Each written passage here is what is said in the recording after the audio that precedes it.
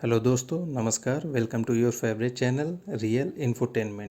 तो दोस्तों, आज हम जिस टॉपिक पर चर्चा करने वाले हैं वो है सरकार के द्वारा चलाई गई एक बहुत ही फेमस स्कीम पीपीएफ, जो कि पब्लिक प्रोविडेंट फंड है। आज हम इस स्कीम के बारे में कुछ ऐसी जानकारी प्राप्त करेंगे जिसके बारे में पहले किसी ने बताया नहीं होगा। और इस स्कीम में सरकार ने 1 अप्रैल 2023 से क्या चेंजेस किए हैं, इसके बारे में भी हम जानकारी प्राप्त करते हैं। लेकिन उससे पहले यह जान लें कि यह स्कीम होती क्या है और इसमें हम कैसे निवेश कर सकते हैं। तो वीडियो में बने रहिए और जानिए कि कैसे हम इसको खाता खुलवाने के लिए बैंक या पोस्ट ऑफिस में अप्रोच करते हैं। चलिए स्टार्ट करते हैं। तो दोस्तों, इस खाते को खुलवाने के लिए क्या एलिजिबिलिटी होती है? इसको कोई भी व्यक्तिगत तौर पे खुलवा सकता है या किसी माइनर के बिहाफ पे भी खुलवा सकता है या एचयूएफ के बिहाफ पे भी खुल सकता है या कोई एसोसिएशन के जो पर्सन्स है या बॉडी का इंडिविजुअल है उसके तौर पे भी ये खुल सकता है।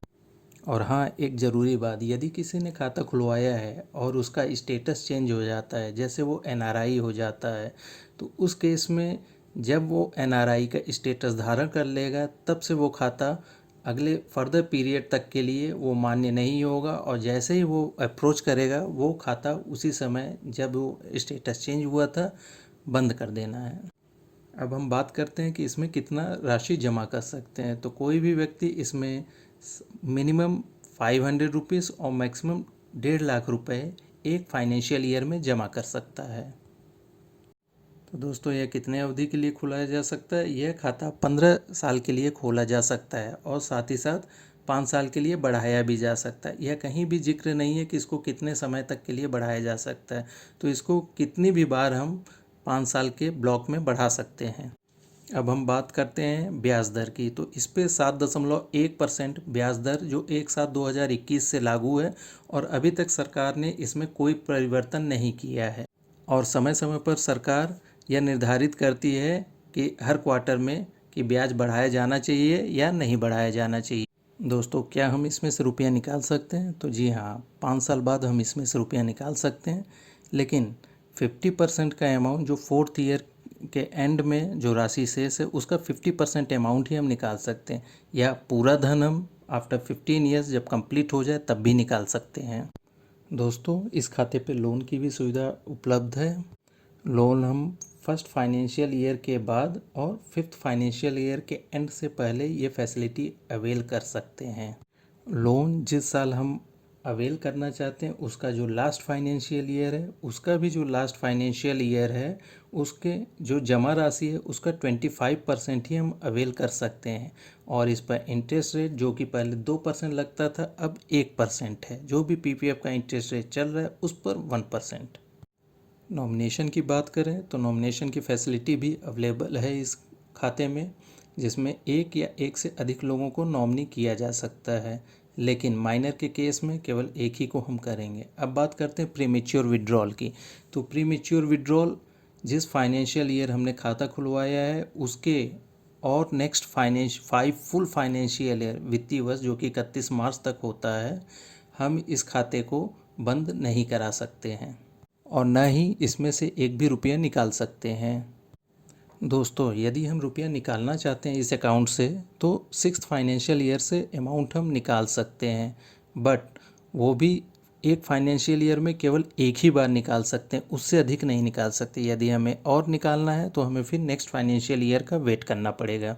दोस्तों, जैसा कि इस खाते को खोलने से आपको टैक्स में भी बहुत बेनिफिट मिलेगा। इस पर जो भी इंटरेस्ट मिलता है वो टोटली टैक्स एग्जेम्प्टेड है।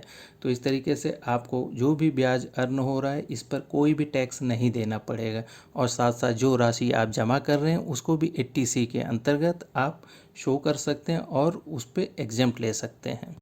और मैच्योर होने पर भी इसमें जो भी जमा राशि है जो भी आप उसको निकालेंगे और अपने पास लेंगे तो इस पर कोई वेल्थ टैक्स नहीं लगेगा।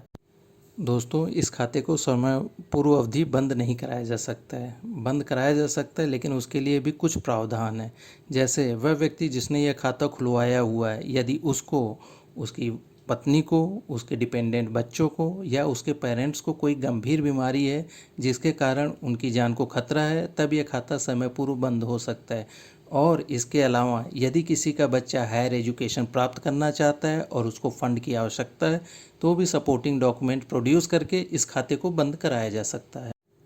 दोस्तों, कुछ प्रावधान जो कि ऐड किए गए हैं, यदि किसी का स्टेटस चेंज होता है और वो एनआरआई हो जाता है तो उसको अपने पासपोर्ट की कॉपी, वीज़ा, आईटी रिटर्न और जो भी डॉक्यूमेंट्स है यदि उस पर शो करता है कि उसका स्टेटस चेंज हो चुका है तो भी इसको प्रीमेच्योर क्लोज कराया जा सकता है। इसके अलावा 15 वर्ष की समयावधि समाप्त होने के बाद जब भी 5 ईयर्स के ब्लॉक में, क्योंकि ये 5 ईयर्स के ब्लॉक में हर बार एक्सटेंड हो सकता है, तो 5 ईयर्स के ब्लॉक में यह बंद हो सकता है। लेकिन यदि वह उस 5 ईयर्स के ब्लॉक में बंद होता है तो 1% पेनल्टी के रूप में इंटरेस्ट चार्ज होगा। लेकिन हाँ, ये जब से खाता खुला था शुरुआत के 15 वर्ष से, तब से नहीं, जब ये 5 ईयर्स का ब्लॉक स्टार्ट हुआ था तब से ये 1% की पेनल्टी अप्लीकेबल होगी इस पर। दोस्तों, यदि वीडियो पसंद आया तो कमेंट जरूर करें और साथ ही साथ चैनल को लाइक और सब्सक्राइब करें, जिससे आगे भी आपको नए नए स्कीम्स के बारे में जानकारी प्राप्त हो सके। तब तक के लिए धन्यवाद। हाँ, एक ज़रूरी बात, आप अपने आसपास के एरिया को स्वच्छ रखें और सरकार द्वारा बताए गए नियमों का पालन करें, जिससे हम और आप मिलकर इस देश की तरक्की में योगदान दे सकें। तब तक के लिए